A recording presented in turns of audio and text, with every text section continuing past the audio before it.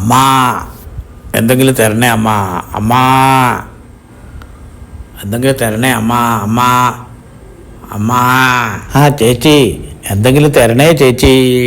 ചേച്ചിയാ? ആരെന്നെ ചേച്ചി? എന്നെ മേടെന്ന് വിളിച്ചാ മതി. ചേച്ചി, അമ്മ, ഇതൊക്കെയാണ് നമ്മൾ പിച്ചക്കാരുടെ ഭാഷ.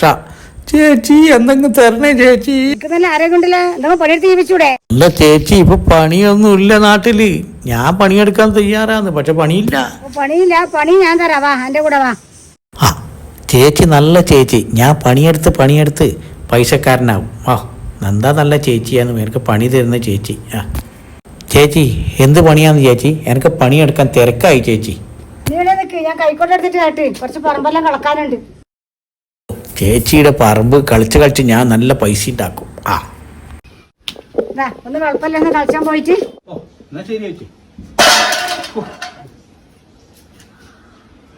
അവിടെ ചുറ്റുവട്ടലൊന്ന് കളിച്ചോട്ടുവാ.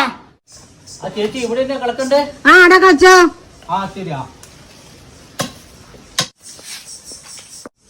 നീ എന്താണ് ഈ പിച്ചക്കാരനെ കൊണ്ട് നീ പറമ്പ് കളപ്പിക്കുന്നത്? എന്താ നിന്റെ ഉദ്ദേശം? പണിയിലാണെങ്കിൽ നടക്കേണ്ട മനുഷ്യ, ഞാൻ അവനൊരു പണി കൊടുത്തതാ. നീ കൊടുത്ത പണി അവസാനം 8ന്റെ പണിയായിപ്പോ. നിങ്ങളെ ഇപ്പൊ ഇതിലെ ഉടുത്തെല്ലാം ഒരുങ്ങിട്ട് പോന്നു. തേങ്ങ പറിക്കാൻ ആട് വരും.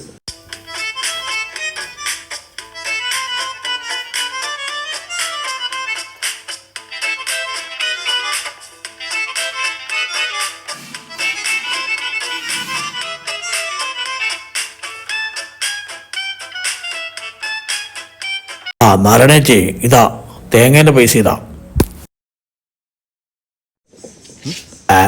അതെന്താന്ന് ഒരു കള്ളലക്ഷണം?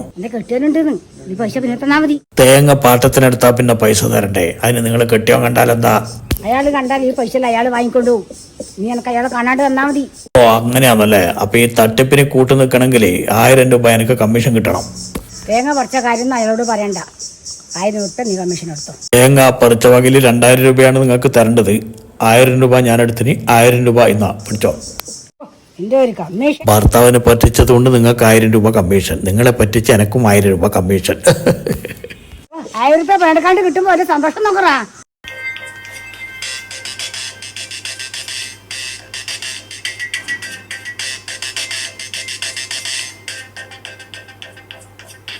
എന്താടാ പണിയെടുക്കാണ്ട് ഇരിക്കുന്നേ? ആ ചേച്ചി പണിയൊക്കെ കഴിഞ്ഞു.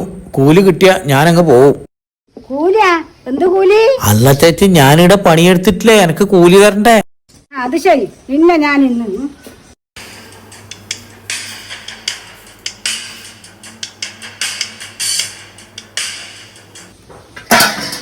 എനിക്ക് പണി തരാന്നാ ഞാൻ പറഞ്ഞു, കൂലി തരാന്ന് പറഞ്ഞിട്ടില്ല.